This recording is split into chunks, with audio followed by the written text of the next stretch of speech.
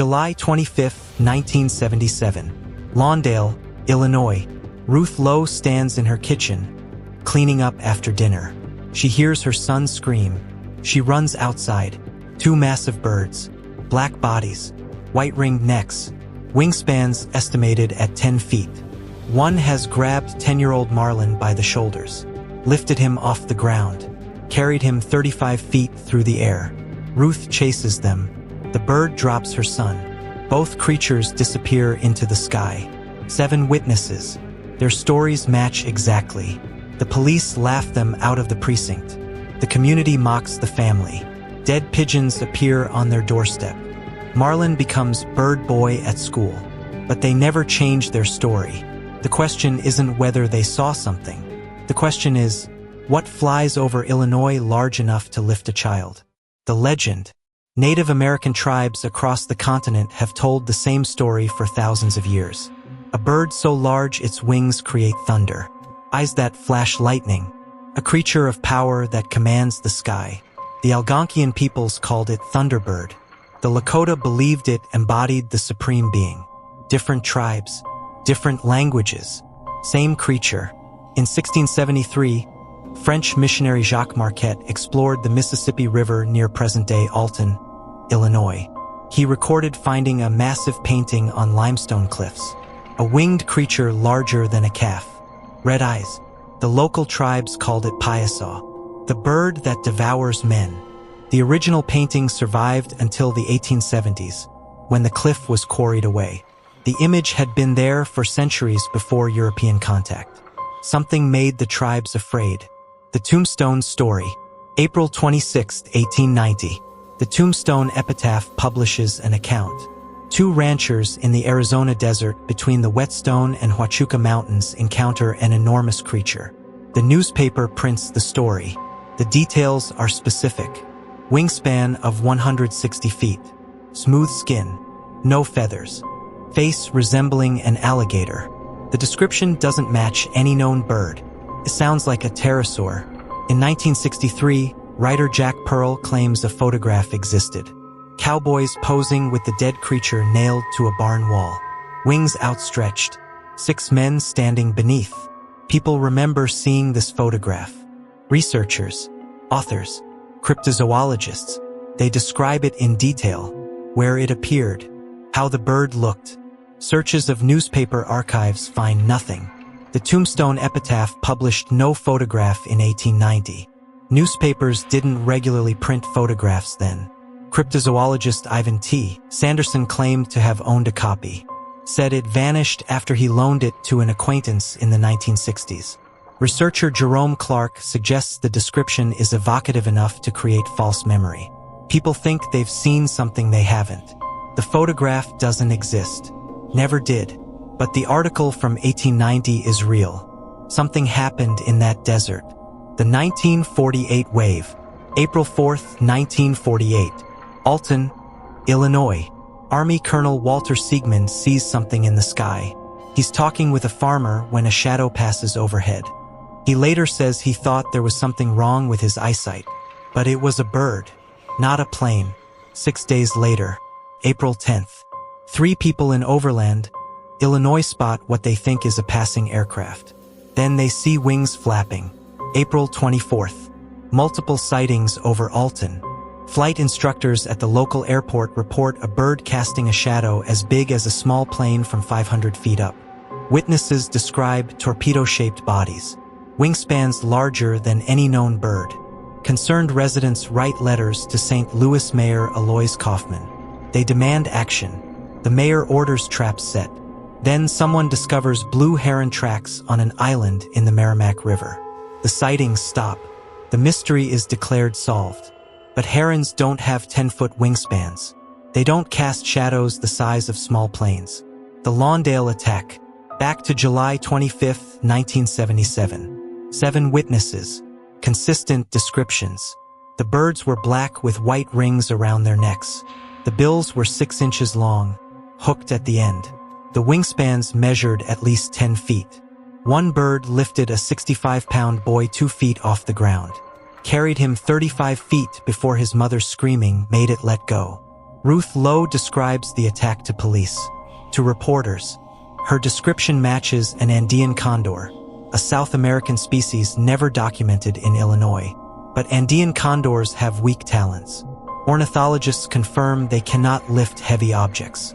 Their feet are designed for standing on carcasses, not gripping prey. Whatever grabbed Marlon Lowe had talons strong enough to support his weight while airborne. Marlon maintains his story for decades, never changes the details. The investigations. Mark A. Hall spent over 30 years collecting Thunderbird reports. A cryptozoologist and former director of the Society for the Investigation of the Unexplained. Hall documented sightings from Pennsylvania to the Midwest, from Alaska and Canada down through the border states. He interviewed witnesses, compared descriptions, looked for patterns. His 2004 book compiled decades of research. Based on witness accounts, Hall theorized the Thunderbird was 4 to 8 feet tall, 15 to 20-foot wingspan, dark coloring, capable of lifting more weight than any known bird species. But even Hall encountered the fundamental problem. No consensus among cryptozoologists about what the creature actually looks like. Unlike Bigfoot or the Loch Ness Monster, the descriptions varied too much. Hall himself dismissed many modern sightings, said a true Thunderbird had yet to be documented. Ken Gerhard took a different approach. A cryptozoologist from San Antonio, Texas. He investigated reports across the US-Mexico border, traveled to 6 continents researching flying cryptids. In 2007, Gerhard published his findings. He focused on the big bird sightings from the Rio Grande area in 1976. Witnesses described creatures 5 feet tall, featherless, bat-like wings, long beaks. Gerhard acknowledged the core issue. No physical evidence. In interviews, he's direct about the problem. The vast majority of sightings go undocumented. People fear ridicule, and the evidence that should exist doesn't. No giant nests, no eggshells, no piles of droppings. The things you'd expect to find with a breeding population of massive birds. But ornithologist Angelo Caparella from Illinois State University raises the harder questions. Where's the food supply? Many areas where giant birds are reported couldn't support creatures of that size. More importantly, where are the bird watchers? Thousands of competent observers scanning the skies daily across the US and Canada.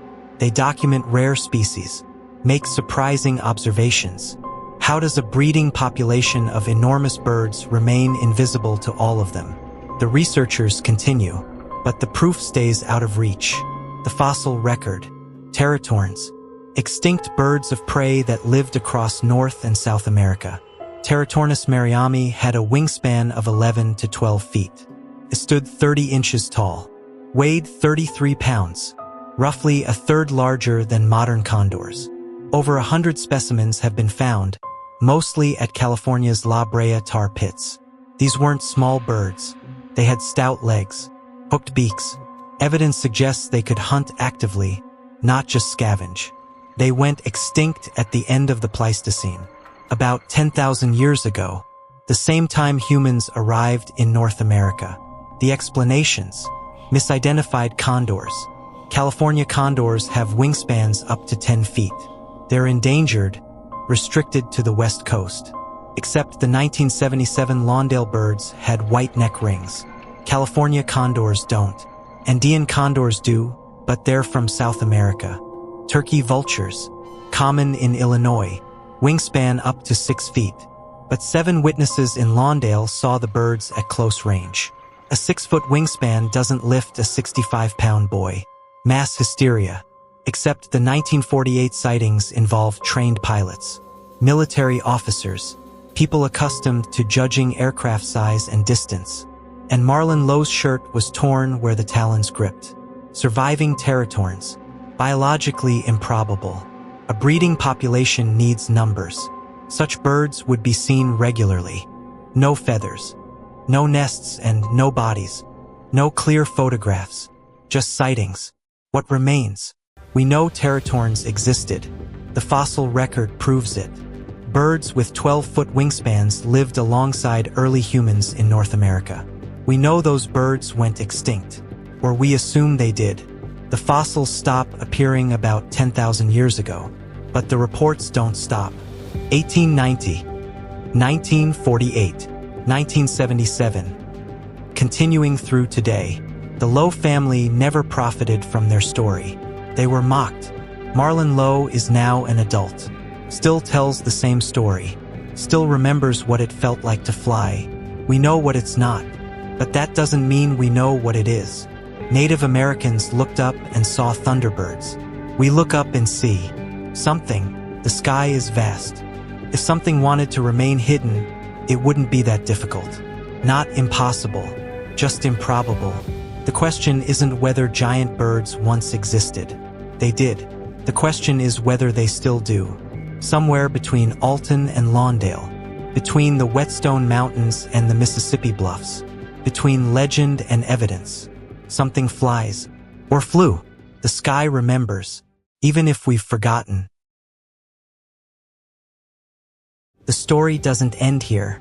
For more mysteries, join us and subscribe to Beyond the Myth.